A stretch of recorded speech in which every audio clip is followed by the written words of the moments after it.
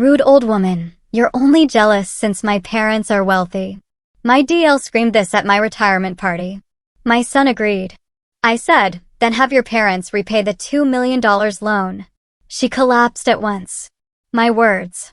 Can you imagine being called a bitter old hag at your own retirement party after 37 years of loyal service? What if the words came from your own daughter-in-law and your son just nodded in agreement? My heart absolutely shattered that night, but that moment of raw humiliation, it was also the exact instant something snapped inside me.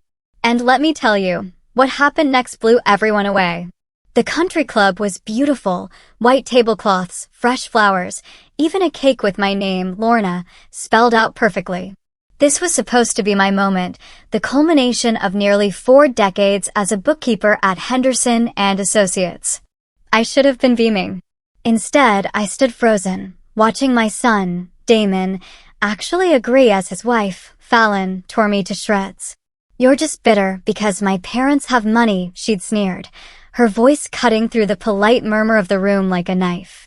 Her perfectly manicured finger, catching the light from the crystal chandeliers, pointed right at me. You've always been jealous of our lifestyle. The room went absolutely silent.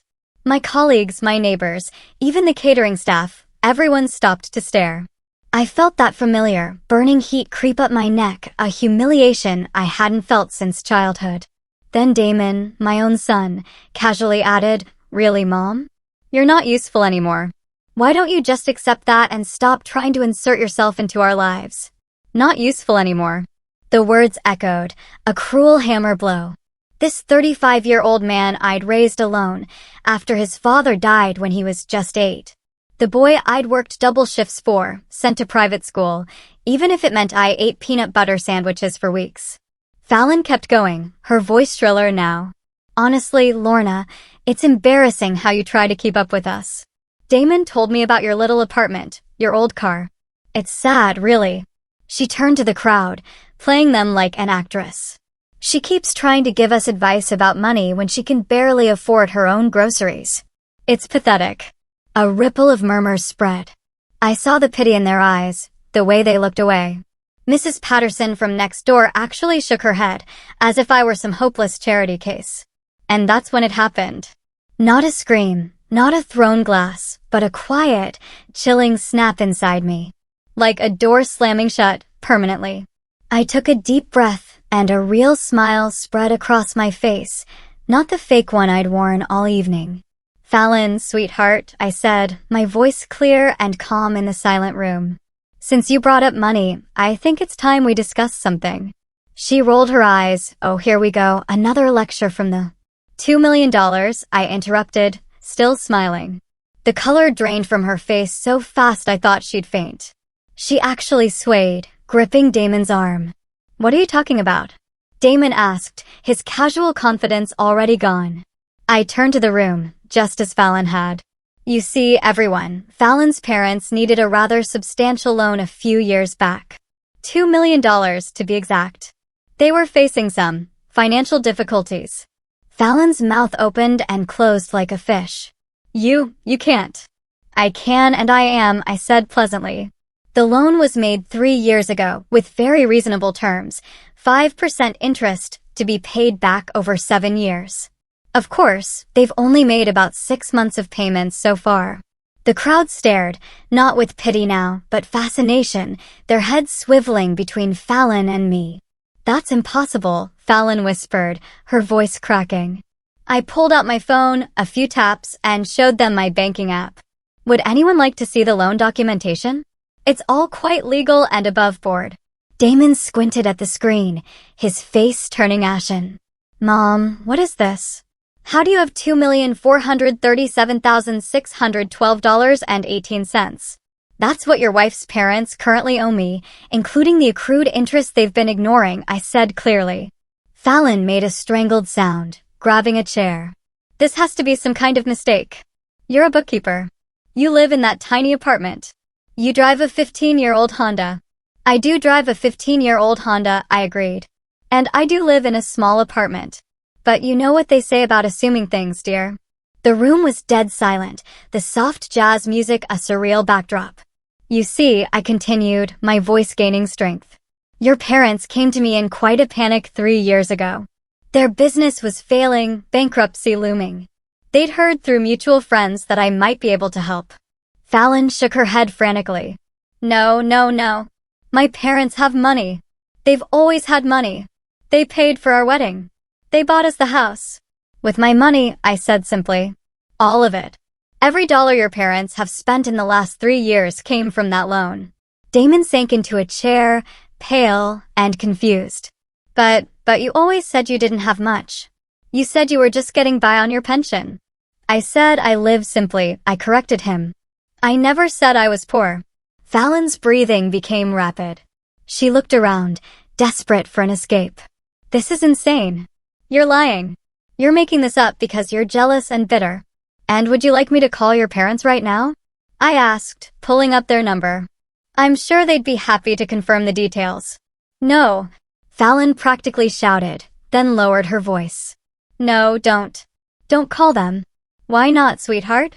If I'm lying, surely they'd be happy to set the record straight. Her face crumpled, and for a moment, she looked like a lost child. Please, she whispered.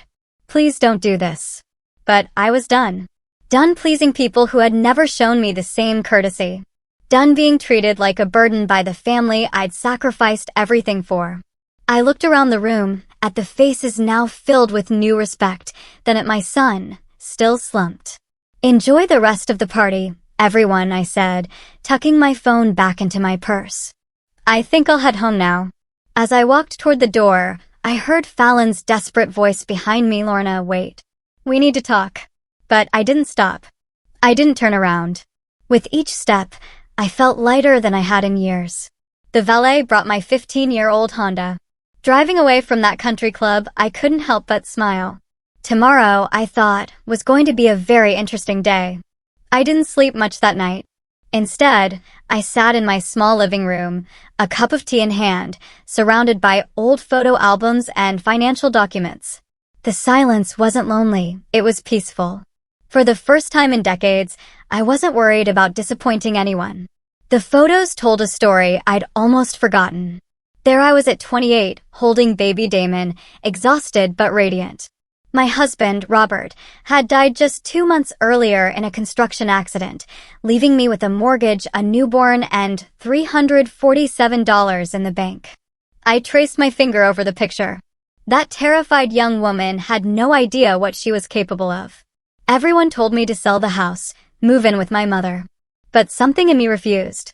This was Damon's home, where his father had painted the nursery blue.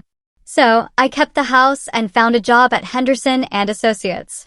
I started as a receptionist, but I watched, I learned.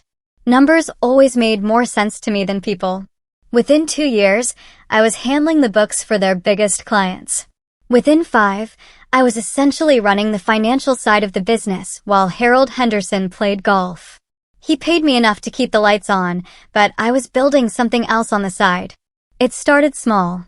I noticed inefficiencies, missed tax advantages, overlooked investment opportunities.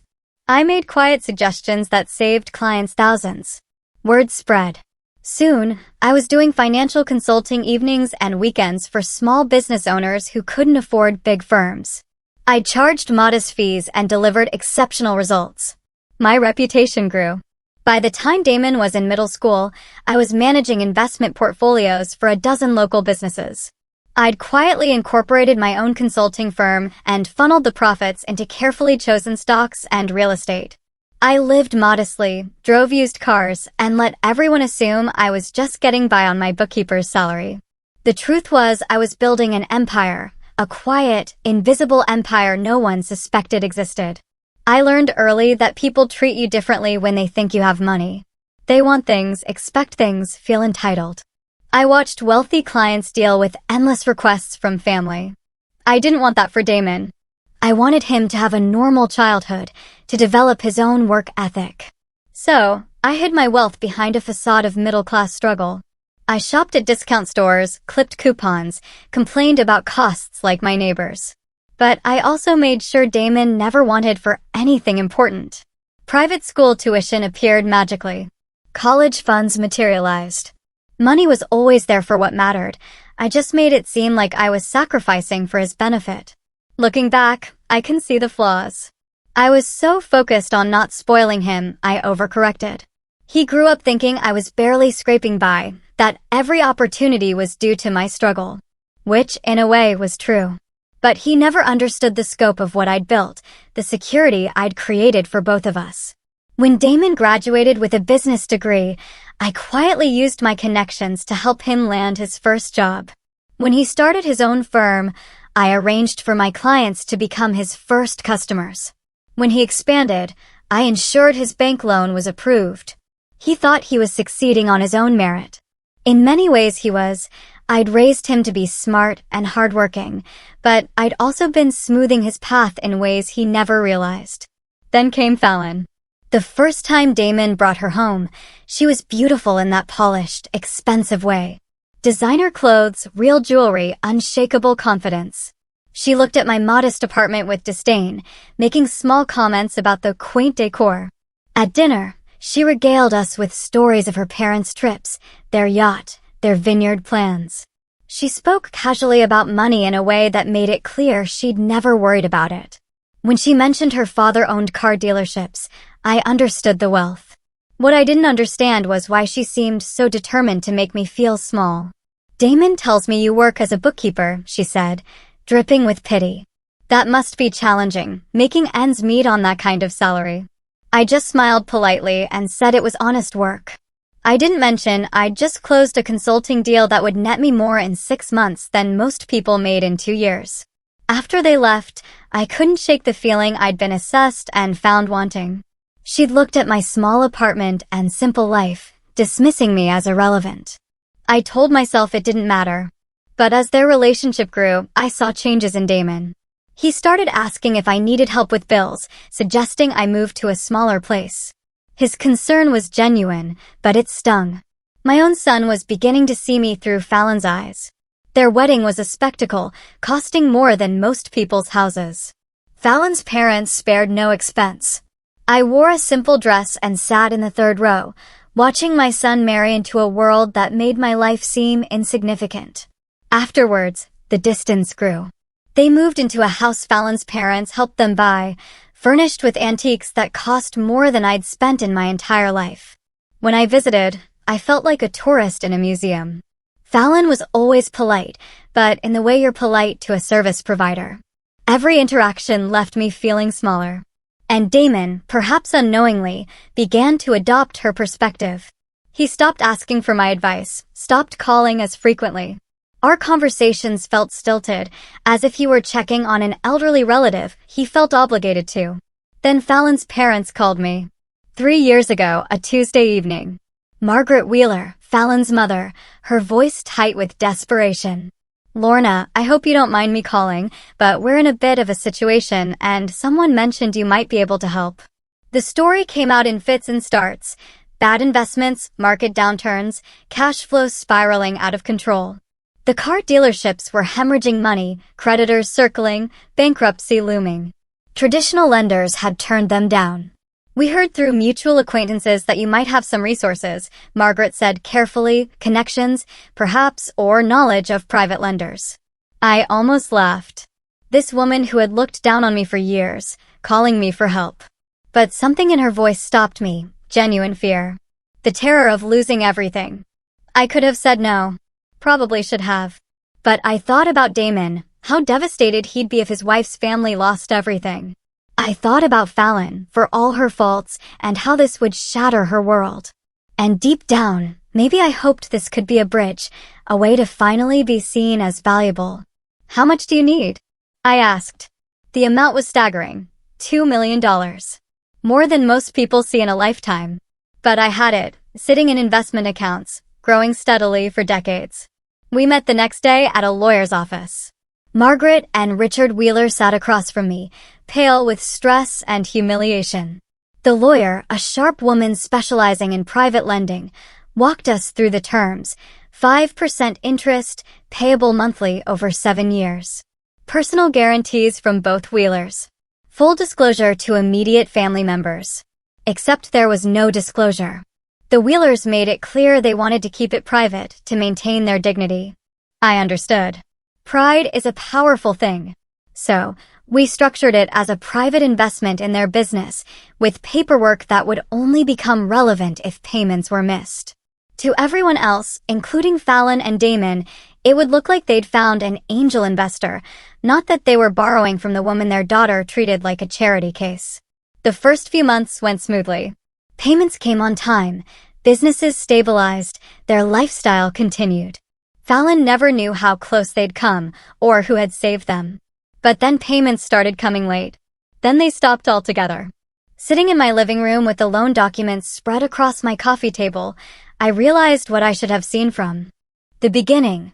The Wheelers weren't just borrowing time, they were buying appearances.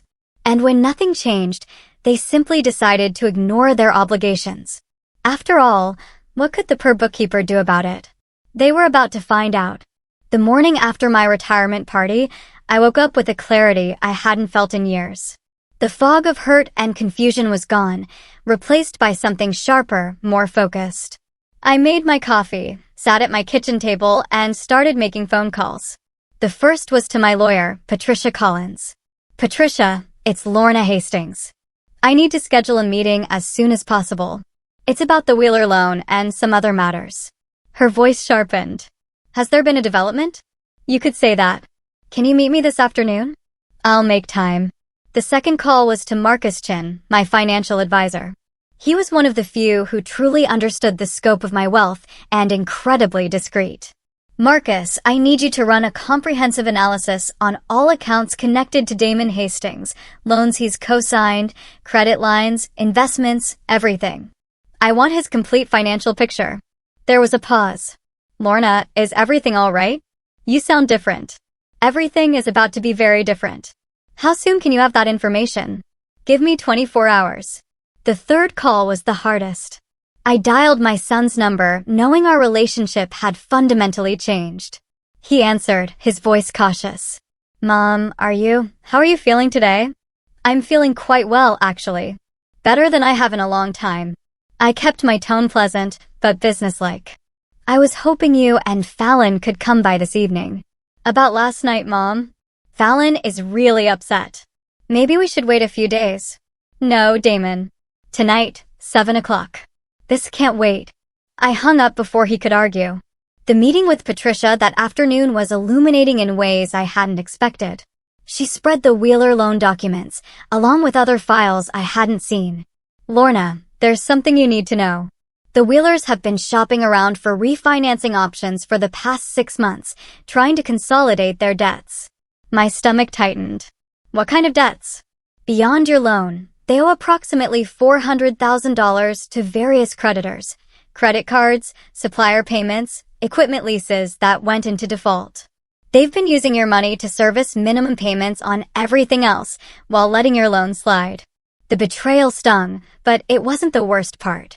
Patricia pulled out another document, stamped with a probate court seal. They also filed a preliminary inquiry 6 months ago about challenging estate plans. Specifically, they wanted to understand the process for contesting wills when there are questions about mental capacity. The room seemed to tilt. Whose will? They didn't specify, but given the timing, I think we can make some educated guesses. I stared at the document, pieces clicking into place. They think I'm losing my mental capacity. It appears they're laying groundwork for that argument. The inquiry asked about situations where elderly individuals make financial decisions inconsistent with their established patterns, like a poor bookkeeper suddenly having $2 million to lend. Exactly. I leaned back, processing this. They weren't just defaulting. They were planning to claim I'd never been competent to make the loan in the first place. If they could prove I was incapacitated, they could void the whole agreement. Patricia, I want a complete psychiatric evaluation performed by the most respected neuropsychologist in the state. Cognitive tests, memory assessments, everything. And I want it documented that I requested this evaluation myself, while clearly demonstrating sound judgment. She nodded. Smart. Establishes baseline competency and shows you're proactive. There's more. I want you to prepare a new will. A very specific one. I spent the next hour outlining exactly what I wanted. Patricia's eyebrows rose higher with each instruction. That evening, Damon and Fallon arrived at 7 o'clock. Fallon looked like she'd been crying, her perfect makeup smudged. Damon was nervous, fidgeting. "Please sit down," I said, gesturing to my small living room. "Can I get you anything to drink?" "Mom, we really need to talk about last night," Damon began immediately. "Fallon's parents are very upset. They're saying you're confused about some financial arrangement, but they don't want to embarrass you by—" "Stop," my voice cut through his rambling. "Just stop talking for a moment and listen." I retrieved a folder. "These are copies of all the loan documents between your wife's parents and myself. Every page is signed, notarized, and legally binding." I handed it to Damon. His face shifted from skepticism to confusion, then dawning realization. This is real," he said quietly. "Very real. $2 million borrowed 3 years ago. Payment stopped completely 8 months ago. Current amount owed, including interest and penalties, is $2,612,418. Fallon finally spoke, a whisper. "How do you have this kind of money?" "I earned it. Over 30 years of careful investing and business consulting. While you were assuming I was some pathetic old woman barely scraping by, I was building a financial portfolio that would make your parents' car dealerships look like a lemonade stand." Damon set the folder down with shaking hands. "But you never said. You always acted like money was tight. You live in this small apartment. And I drive that old car because I choose to. Because I learned a long time ago that people treat you differently when they know you have money. They start seeing you as a resource rather than a person." I looked directly at Fallon. "Your parents came to me because they were facing bankruptcy. They begged me to help them. Promised they would be faithful with payments. Swore this would stay confidential to protect their dignity. I agreed because I thought it would help my son's marriage." Fallon's face was completely white.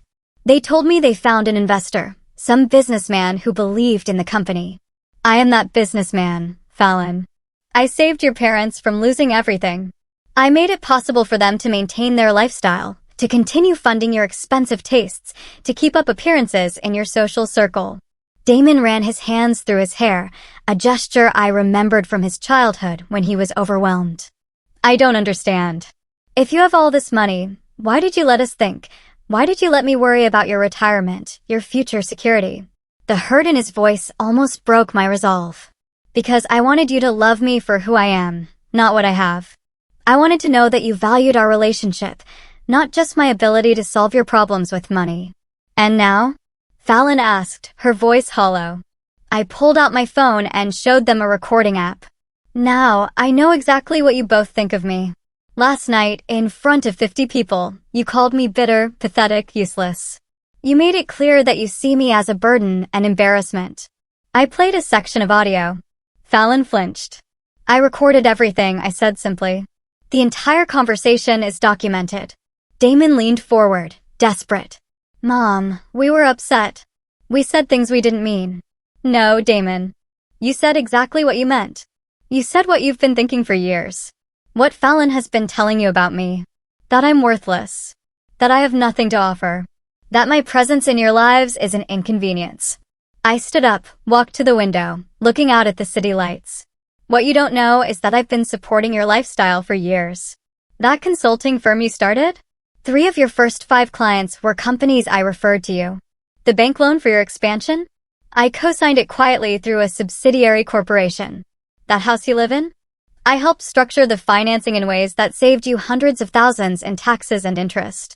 Your retirement accounts, your investment portfolio, even Fallon's jewelry collection. All of it was made possible by advice, connections, and direct financial support that you never knew about." I turned back. Damon looked stricken. Fallon was in shock. "But here's what's really interesting," I continued, my voice colder. "I discovered today that your parents haven't just been ignoring their debt to me. They've been actively planning to have me declared mentally incompetent so they can void the loan entirely." Fallon's mouth opened and closed soundlessly. "They filed inquiries with the probate court about challenging wills and estate plans. They've been laying groundwork to claim that I was mentally incapacitated when I made the loan, that I couldn't possibly have had that kind of money to lend." Damon stared in horror. They wouldn't. They couldn't. They absolutely could. And they were planning to, with your help. What do you mean? I pulled out the final document. This is a statement prepared by a private investigator I hired. It details conversations you've had with Fallon's parents over the past 6 months about my declining mental state and your concerns about my erratic behavior with money. Damon's face went ashen. That's not. I never said you were incompetent. I was just worried about you, about some of the decisions you were making. Like what decisions, Damon? Like living in this small apartment when I could afford better? Like driving that old car? Like not taking vacations or enjoying my retirement? It seemed like you were hoarding money irrationally, or maybe not understanding your own financial situation. The pieces fell into place with devastating clarity. So when Fallon's parents needed character witnesses to support their claim that I wasn't mentally competent to make large financial decisions, they had your concerned observations to back them up. I didn't know, Fallon whispered. I didn't know they were planning anything like that. But you knew about the loan. Not at first. They told me last month, when you stopped returning their calls about payments. They said you were confused, that you thought they owed you money, but it was all a misunderstanding. I laughed, but there was no humor in it. A $2 million misunderstanding. They said you were getting old, maybe mixing up your clients' money with your own. They were trying to figure out how to handle it gently, without embarrassing you or getting you in trouble. How thoughtful of them. Damon stood suddenly, pacing. This is insane. This whole thing is insane. My mother is apparently a millionaire, my in-laws are con artists, and my wife's family has been planning to destroy you legally. That's a fairly accurate summary. He turned to face me, desperate. What happens now? I looked at my son, this man I'd raised and loved, who had stood by and watched his wife tear me apart. Then at Fallon, beautiful and entitled. Now, I said quietly, you both learn what it really costs to treat someone as disposable. The next morning, I began dismantling the invisible support system I'd built around my son's life with the methodical precision of a surgeon. Each cut was clean, calculated, and irreversible. My first stop was First National Bank, where I'd maintained relationships for over 20 years. James Morrison, the senior vice president, greeted me with the warm familiarity reserved for high-value clients. Lorna, wonderful to see you. How was your retirement party? It was illuminating, James. That's actually why I'm here. I need to make some changes to several accounts and credit facilities. We sat in his office. I slid paperwork across his desk. I need to remove myself as guarantor from the Hastings Consulting business credit line. James frowned. This is a substantial facility, Lorna. $750,000. Your guarantee is what made this loan possible. Without it, the loan will need to be restructured based solely on the business's current assets and cash flow, which may not qualify for the same terms or the same amount. That's Mr. Hastings' problem to solve. James studied my face, clearly recognizing this wasn't a casual business decision. Are you certain? Once we process this, it can't be undone without a complete reapplication. I'm completely certain.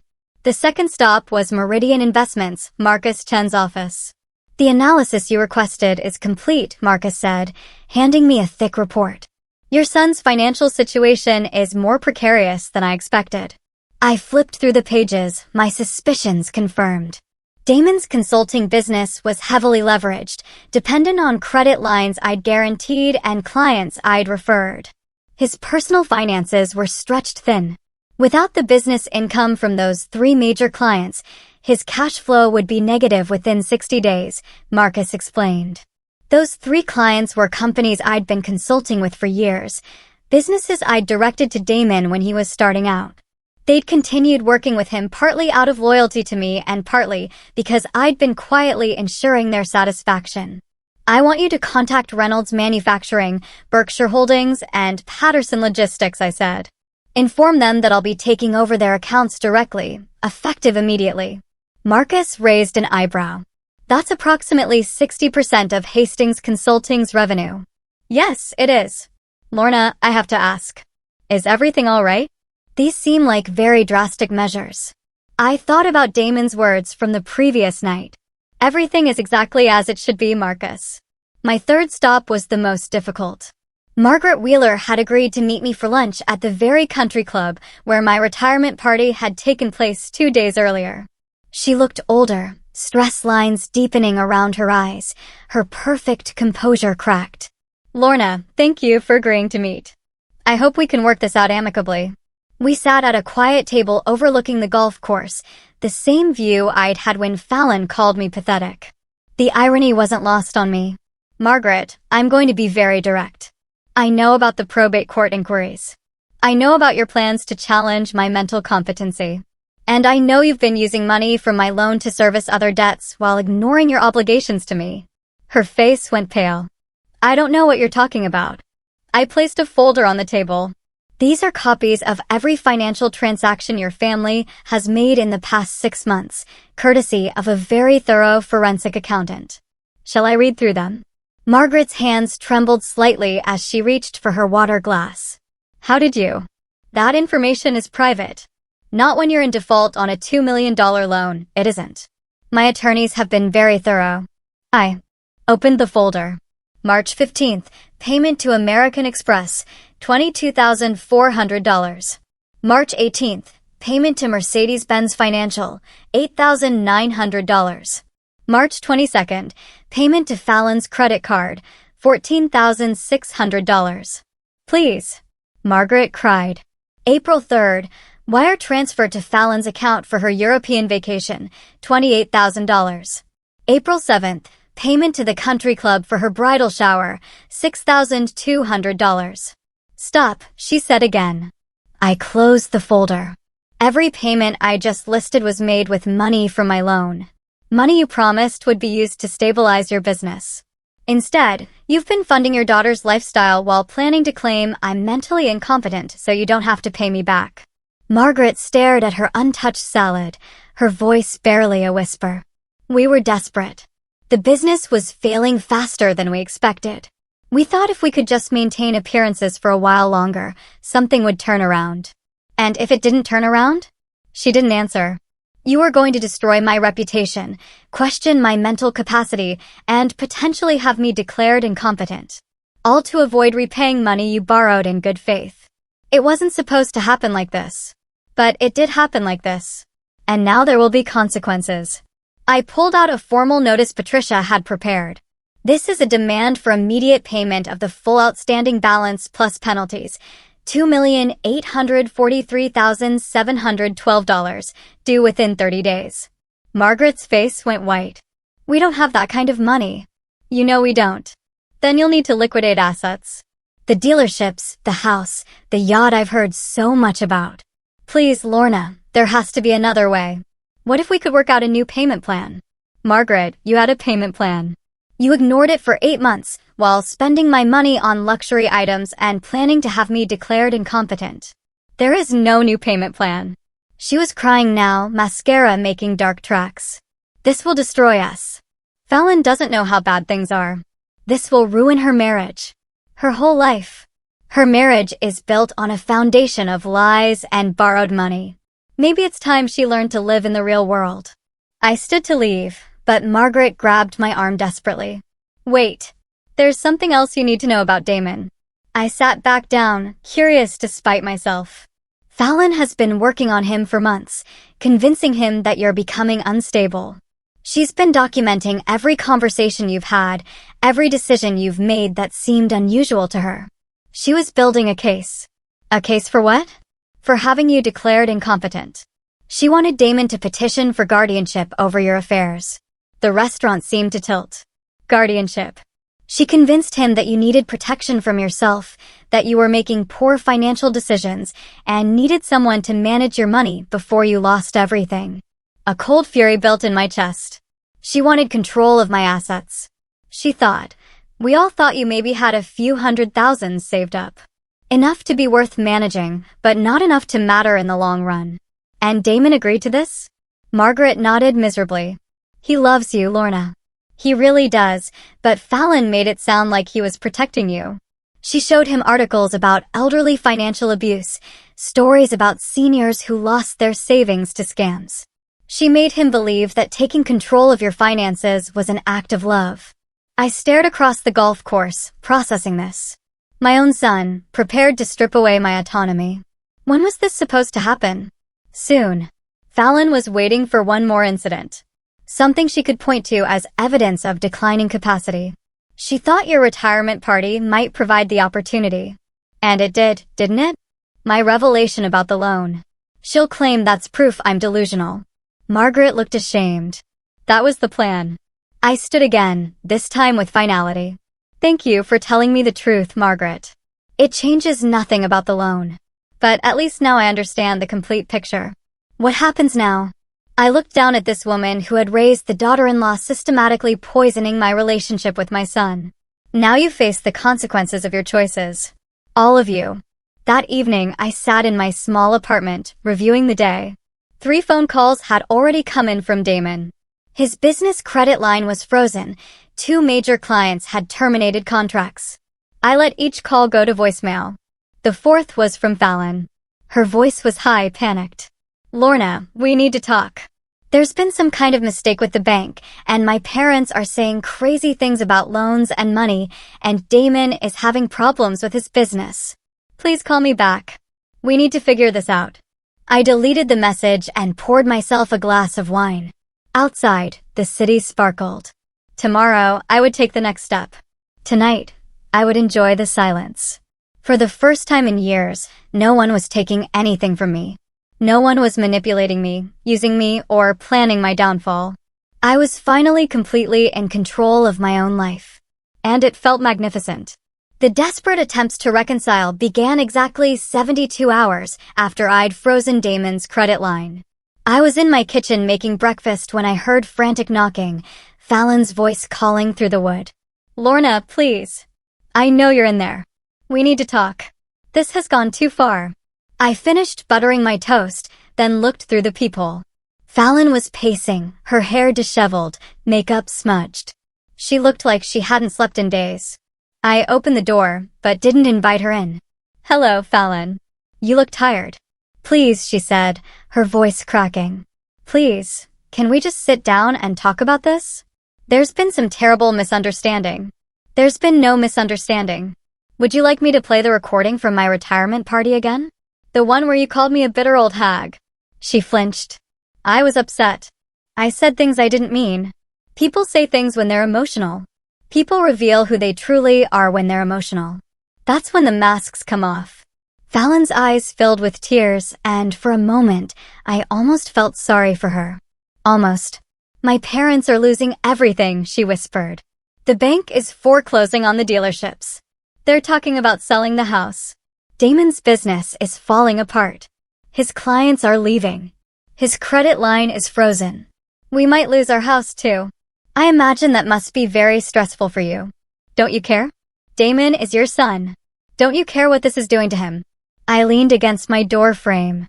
Tell me, Fallon, when you were planning to have me declared mentally incompetent, did you care what that would do to me? Her face went white. I don't know what you're talking about. Your mother told me everything. The guardianship plan, the way you've been documenting my behavior, convincing Damon that I needed protection from myself. You were going to take control of my finances and treat me like a child. Fallon's mouth opened and closed soundlessly. The irony is beautiful, isn't it? You thought I was some pathetic old woman with maybe a few $100,000 you could manage for me. Instead, you discovered I have enough money to destroy your entire family's financial stability with a single phone call. Please, she said again, but it was strangled. Please, what? Please let your family keep the money they stole? Please pretend that you didn't spend 3 years treating me with contempt. Please ignore the fact that you were planning to strip away my autonomy. I stepped back into my apartment. The answer is no, Fallon, to all of it.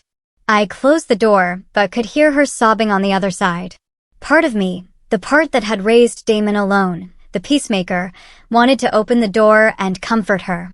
But that part of me had died at my retirement party when my own son called me useless. An hour later, Damon arrived. He looked haggard, older than his 35 years. This time, I let him in, but didn't offer coffee or a seat. Mom, you have to stop this. Whatever point you're trying to make, I get it. You're angry. You have every right to be angry, but this is destroying innocent people. Innocent people? I raised an eyebrow.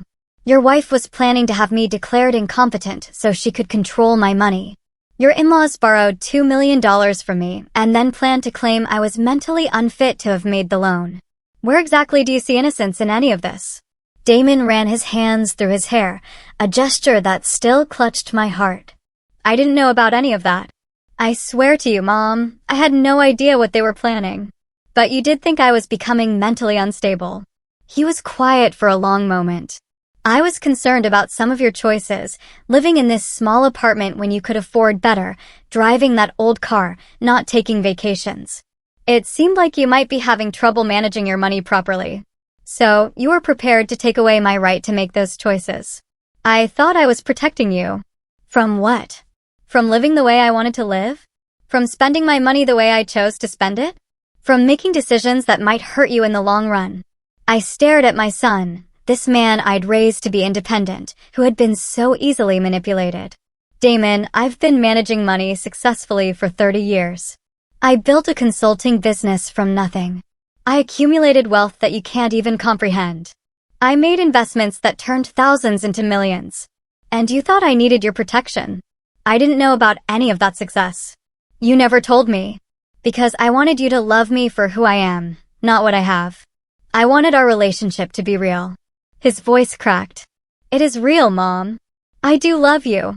No, Damon. You love the version of me that you can feel superior to. The struggling bookkeeper who needed your concern and your management. You don't love the successful businesswoman who's been supporting your career behind the scenes for years.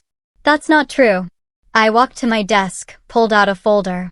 These are copies of every favor I've done for you, every client I've referred, every loan I've guaranteed, every obstacle I've quietly removed from your path.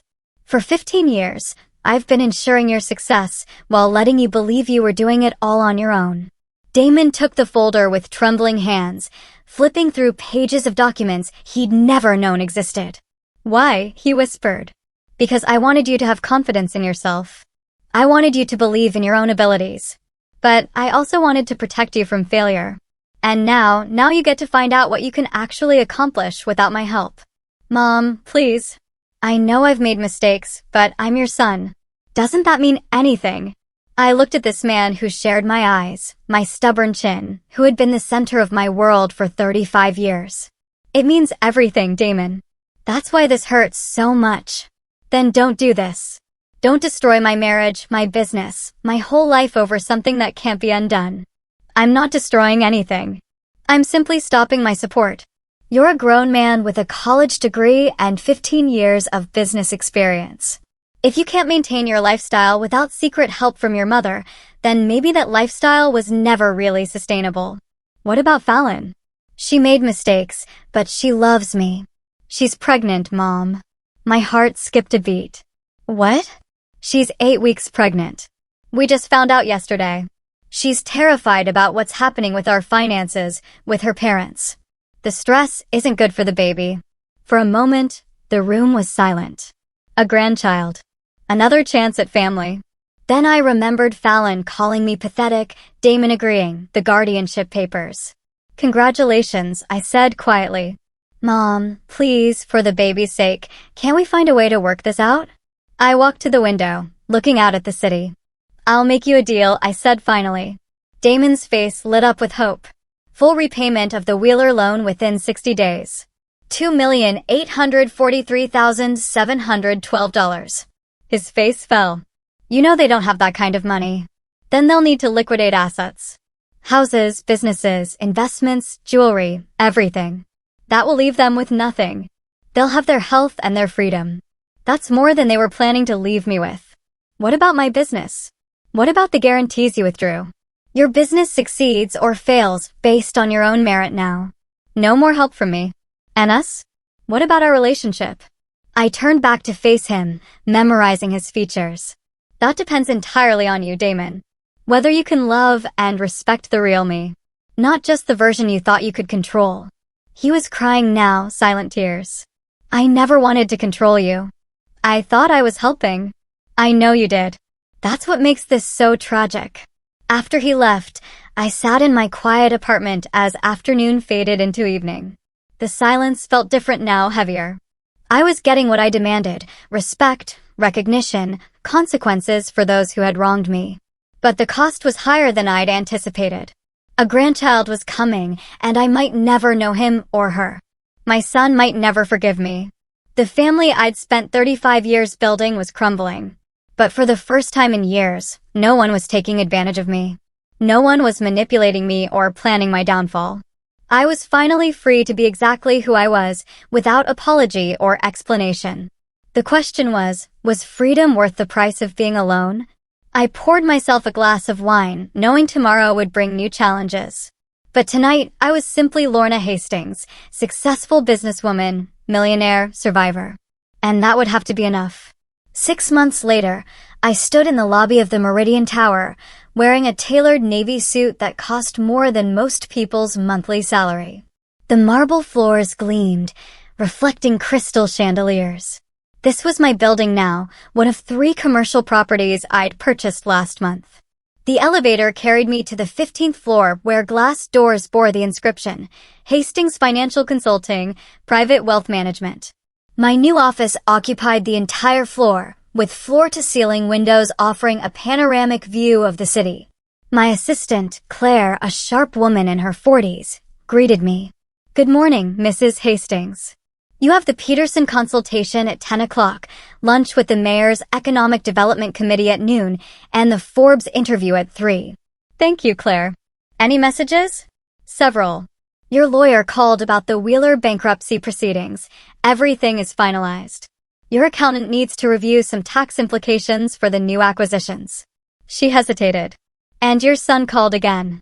That's the 4th time this week." I nodded, taking the slip. "Hold my calls until after the Peterson meeting." The transformation had been gradual at first, then sudden. After Damon left my apartment that day, I'd made a decision. I was done hiding who I was. Within a week, I'd hired the best image consultant, updated my wardrobe, and had professional photographs taken. I'd registered Hastings Financial as a full-service wealth management firm and begun reaching out to my network. The response was immediate. Whispers of the mysterious investor who'd been making smart money moves behind the scenes had been circulating for years. When I emerged from the shadows, clients lined up. My first major coup was convincing 3 family trusts worth a combined $800 million to move their portfolios to my firm. Word spread, Lorna Hastings was the real deal. The Wheeler bankruptcy had been swift and brutal. Unable to meet my demands, they'd been forced to liquidate everything. The dealerships, the house, the yacht, the art collection, Margaret's jewelry, all went to auction. They'd moved to a modest apartment, both taking jobs they were overqualified for. Richard worked as a sales manager at a used car lot, Margaret part-time at a real estate office, showing houses she could never afford to live in again. Fallon had been devastated.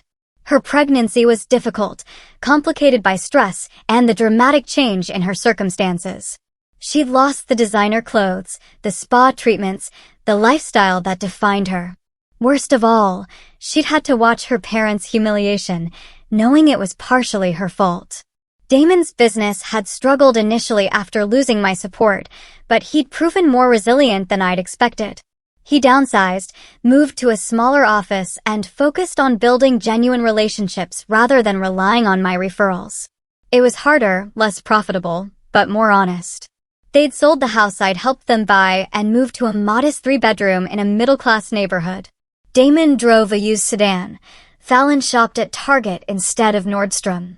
But they were surviving. The baby had been born 3 months ago, a healthy daughter they'd named Emma. The birth announcement was simple, a small photograph, no elaborate celebration, no expensive gifts from grandparents. Just a quiet welcome. I'd stared at that photograph for a long time, memorizing my granddaughter's tiny features, wondering if I'd ever hold her, know her laugh. The Forbes interview that afternoon was supposed to focus on my business success, but the journalist was more interested in the personal story. "You've become something of a legend in financial circles," she said. "The bookkeeper who secretly built an empire. What drove you to keep it hidden for so long?" I considered the question. "I learned early that people's perception of you changes when they know you have money. They start seeing you as a resource rather than a person. I wanted my relationships to be based on who I was, not what I had. And did that strategy work?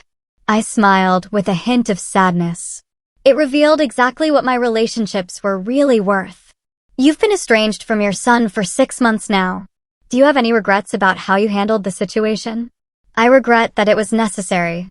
I don't regret standing up for myself. What would it take for reconciliation? I thought about that question long after the interview ended. What would it take? An apology would be a start, but not enough. Real change, genuine respect, acknowledgement of the damage. Those things took time. That evening, I was reviewing acquisition proposals in my penthouse apartment. I'd finally moved out of my modest rental. My doorman called. "Mrs. Hastings, there's a young woman here with a baby. Says she's your daughter-in-law. Should I send her up?" I hesitated. Yes, send her up. 5 minutes later, I opened my door to Fallon, holding a pink bundle. She looked different, older, more tired, but somehow more real. Her hair was in a simple ponytail. She wore jeans and a sweater. And there was something in her eyes I hadn't seen before, humility. "Hello, Lorna. Thank you for seeing me. Come in." She walked into my new living room, taking in the expensive furniture, the original artwork, the stunning view. But her attention quickly returned to the baby. "This is Emma," she said quietly. "Your granddaughter." I stared down at the sleeping infant, my heart constricting with a longing I'd been suppressing for months. She had Damon's nose and what looked like my chin. "She's beautiful. Would you like to hold her?" With trembling hands, I reached for my granddaughter. She was so light, so perfect, so completely innocent of all the pain and betrayal. "I owe you an apology," Fallon said, her voice barely a whisper. "Not just for what I said at your party, but for everything. For the way I treated you, the way I convinced Damon to see you as a burden instead of the remarkable woman you are." I looked up from the baby. The arrogance was gone, replaced by genuine remorse. "I was spoiled and entitled and cruel," she continued, silent tears now falling. "I thought money and status were the only things that mattered. I looked down on you because I thought you had less than me. And I was threatened when I discovered you had more. And now I understand what my parents did to you, what I participated in doing to you. We took advantage of your generosity and your love for Damon. We planned to take away your autonomy. We treated you like you were disposable. I know you have every right to hate me. I know I don't deserve your forgiveness, but I wanted you to know that I understand now how wrong I was, and I wanted you to meet your granddaughter." I held Emma closer, breathing in that sweet baby scent, feeling her tiny heartbeat against my chest. "What does Damon know about this visit?" "Nothing. He doesn't know I'm here. He thinks you'll never forgive us. That we've lost you forever. And what do you think?" Fallon was quiet for a long moment. "I think that would be fair. But I hope maybe someday you might give us a chance to earn your trust back. That would take time. Years, probably. I know. And it would require real change, not just words. Actions. Proof." "I understand."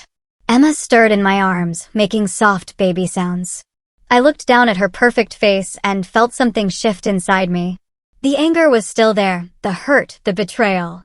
But love was there too. Not for Fallon, not yet. But for this innocent child who deserved better than the legacy of pain her family had created. "I'm not ready to forgive," I said finally. "I may never be ready. But I am ready to consider the possibility that people can change." Fallon's face lit up with hope. "Small steps," I warned. "Supervised visits with Emma. Family counseling with Damon. Complete transparency about your finances and decisions. And if there's ever another betrayal, any attempt to manipulate or take advantage, it ends permanently." "Yes," she said immediately. "Yes, absolutely. And Fallon, I'm not the same woman who used to hide her success to make others comfortable. I won't pretend to be less than I am ever again. If we're going to rebuild this relationship, it will be with full honesty about who we all really are." She nodded, wiping her tears.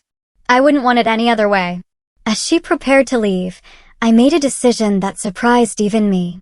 "Fallon." She turned back, hopefully. "Tell Damon. He can call me. Not to apologize or make excuses, but to talk about Emma. About being grandparents. About what comes next. Her smile was radiant. I will. Thank you. After they left, I stood in my beautiful apartment, surrounded by all the symbols of my success, holding a small pink blanket that still smelled like baby powder. The silence felt different now, not empty, but full of possibility. I'd learned that liberation wasn't just about breaking free from those who'd wronged me. It was about choosing who to let back in, on what terms, and with what expectations. Tomorrow, Damon would call. We would have difficult conversations about trust and forgiveness and the long road back to being a family. It wouldn't be easy, and there would be no guarantees. But for the first time in months, I felt something I'd almost forgotten: hope. The city sparkled beyond my windows, full of people making their own choices, facing their own consequences, rebuilding their own lives.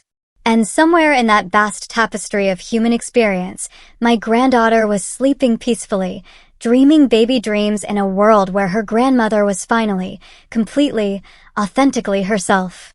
That was enough. That was everything. Now I'm curious, what would you have done in my place?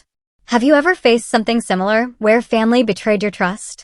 Tell me what you think in the comments below. I really want to know.